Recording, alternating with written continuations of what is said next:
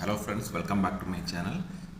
நம்ம இந்த வீடியோவில் நேற்று முன்தினம், அதாவது ஞாயிற்றுக்கிழமை இந்தியாவும் பாகிஸ்தானும் ப்ளே பண்ண ஏஷியா கப் ஃபைனல் மேட்ச்சில் இந்தியா வந்து ரொம்ப பிரமாதமாக விளையாடி வின் பண்ணாங்க. அதை பற்றி தான் பார்க்க போகிறோம். இந்த மேட்ச்சில் ரொம்ப சுவாரஸ்யமான விஷயம் என்னென்னா, இந்தியாவில் அபிஷேக் சர்மா வந்து இந்த இதில் ஒரு ஓப்பனிங் ஸ்பாட்டில் இறங்கி ஒரு பெரிய ஒரு மேட்ச் வின்னராக இருந்தார். எல்லா மேட்ச்லேயுமே ஒரு கன்சிஸ்டன்ஸான ஒரு பர்ஃபார்மன்ஸ் கொடுத்தாரு.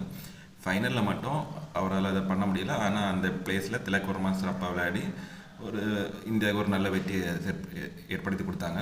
டோட்டலாக பார்த்தா ஓவரால் பர்ஃபார்மன்ஸ் இந்தியாவில் உள்ள எல்லா பிளேயர்ஸுமே நல்லா பண்ணியிருந்தாங்க. சூரியகுமார் யாதவோட கேப்டன்சி ரொம்ப நல்லா இருந்துச்சு. குல்தீப் யாதவ் லீக்கில் ஒரு 2 மேட்சஸ் சிறப்பான ஒரு பவுலிங்கு. வருண் சக்கரவர்த்தியும் பரவாயில்ல நல்லா பண்ணார். எல்லா ஸ்பின்னர்ஸுமே செம்மையாக பண்ணியிருந்தாங்க.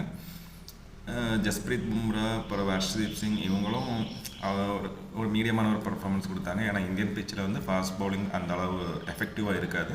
ஸோ அதனால் ஒரு நல்ல ஒரு ஓவரால் பர்ஃபார்மன்ஸ் நல்லா இருந்துச்சு. அப்புறமா ஓப்பனர்ஸ் சுப்மன் கில்லும் ஒரு மீடியமாக விளையாடினாரு, குறை சொல்ல முடியாது. எனிவே இந்த டீம் வந்து இப்போ செம்மையாக செயல்பட்டு கப்பை ஜெயிச்சிட்டாங்க. இப்போ இது தொடர்ச்சியாட்டு 9வது முறை அவங்க ஃபைனல் வந்திருக்காங்க. ஸோ இந்தியன் டீமோட பர்ஃபார்மன்ஸ் செம்மையாக இருந்துச்சு.